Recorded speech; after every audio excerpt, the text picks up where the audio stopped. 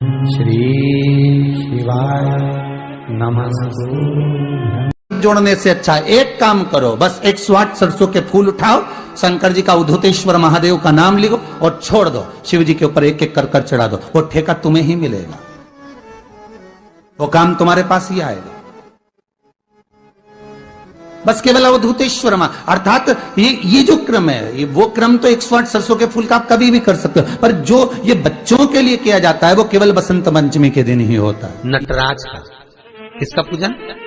नटराज का। क्योंकि वीणा देवी को, सरस्वती को भी अगर कोई स्वर प्रदान करता है, माता सरस्वती को यदि कोई नृत्य प्रदान कर रहा है, माता सरस्वती को यदि कोई वीणा में स्वर प्रदान कर रहा है, माता वीणा वादनी को अगर कोई वीणा सिखा रहा है, माता सरस्वती को नृत्यांगना सिखा रहे हैं, तो वो नटराज भगवान शिव सिखा रहे हैं। शंकर, दुनिया के लोग माता सरस्वती को पकड़ते हैं और सरस्वती शिव नटराज को। पहला नाट्य सिखाने वाला ही शंकर सरस्वती को, इसलिए कहते हैं विद्याध्ययन करने वाले बच्चों को शिव का स्मरण करना चाहिए। शंकर का स्मरण करो, जब जब पढ़ने बैठो मन नहीं लगे। कई बच्चों की आदत रहती है किताब लेकर बैठ जाते हैं, लाइन पर इंगली भी रखेंगे, सब ध्यान करेंगे, पर याद भी तो होना चाहिए। याद कैसे हो? तो महाराज, जितनी बार विद्याध्ययन करने बैठे बच्चे, उतनी बार ओम सरस्वती का स्मरण करें।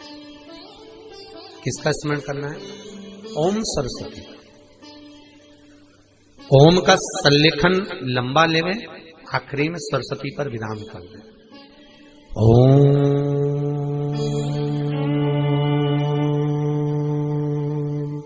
सरस्वती नमः। ओम सरस्वती का स्मरण करिए। 5 बार बोलने के बाद बच्चा खेलते हुए भी अगर किताब में एक लाइन भी पढ़ लेगा तो वो बच्चा उस लाइन को कभी जिंदगी में भूल नहीं सकता, भले वो उस क्लास को पास करके आगे की 10 क्लास में क्यों ना पहुंच जाए, भूल नहीं सकता। सरस्वती जी का एक नाम शारदा है।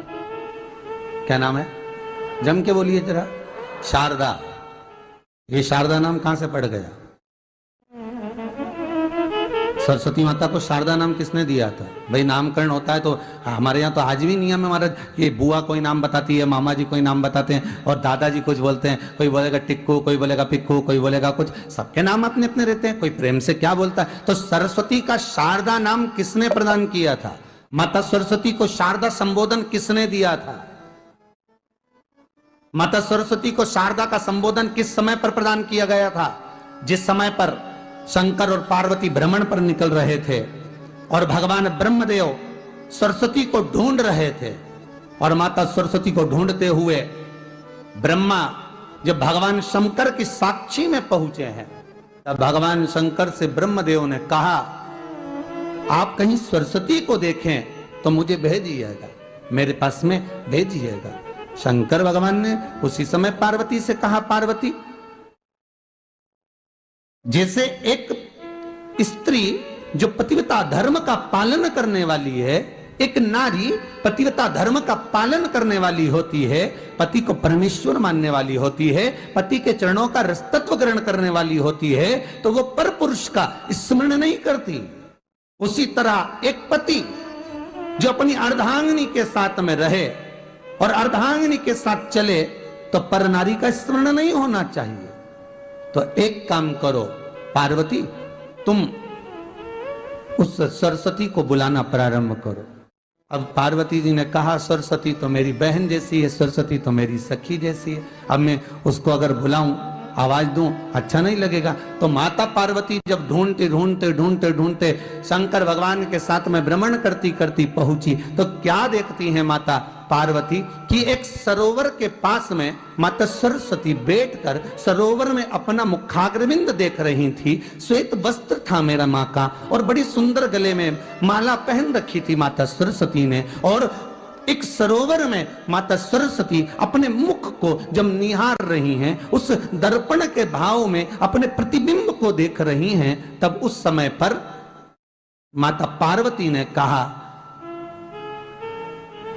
शारदा, सरस्वती को लगा कि मेरा संबोधन ये किसने कहा, पलट कर देखा। सरस्वती ने कहा पार्वती तुम?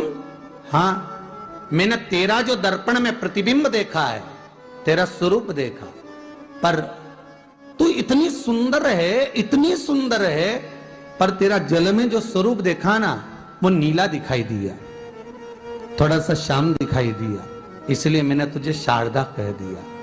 आज भी हमारे मध्य प्रदेश के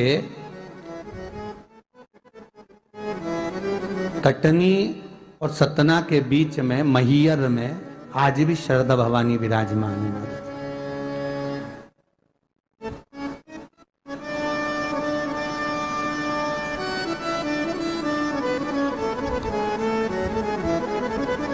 धार जिले में जाएंगे तो बाग क्षेत्र में मां बागेश्वरी, मां शारदा आज भी विराजमान। कहा सरस्वती जी पूछी पार्वती तुमने मेरे को शारदा क्यों कहा? क्योंकि तेरा जो प्रतिबिंब था वो श्याम नजर आ रहा था मुझे।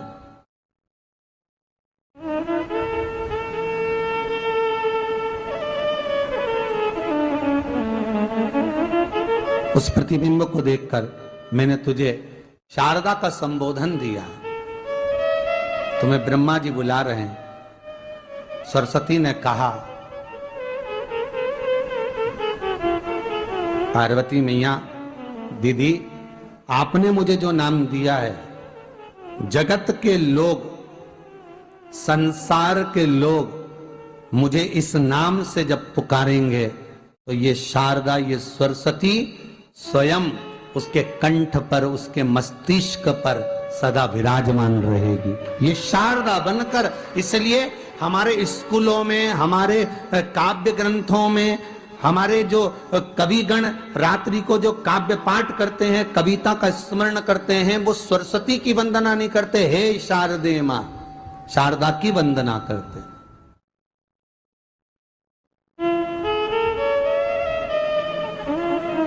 कभी आपसे कोई पूछ ले कि शारदा नाम पार्वती सरस्वती का कब पड़ा, तो आप बता सकते हैं कि ये माता शारदा नाम कोई सहज नहीं है। मां ढूंढने के लिए जब निकली, ब्रह्मदेव के कहने पर भगवान शिव के साथ भ्रमण करती। नाम का उच्चारण कोई सहज नहीं होता। कोई देखता होगा, दादाजी ने अगर किसी का नाम कुछ रखा है तो कुछ सोच के रखा होगा, पिताजी ने अगर कुछ रखा है तो उसके मन में कुछ आया होगा तो रखा होगा, मम्मी ने अगर कोई नाम रखा है तो उसने कोई विचार कर कर रखा होगा। कोई नाम अगर किसी का रखा जाता है तो उसके अनुकूल रखा जाता है कि हो सकता है कि वो नाम की क्या उसके मन में चल रहा होगा।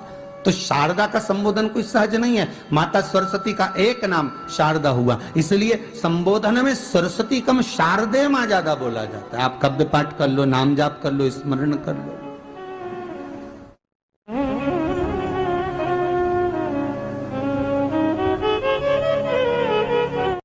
हम बच्चों से कहना चाहेंगे, छोटे छोटे बच्चों से, आप माता सरस्वती की आराधना करा करो।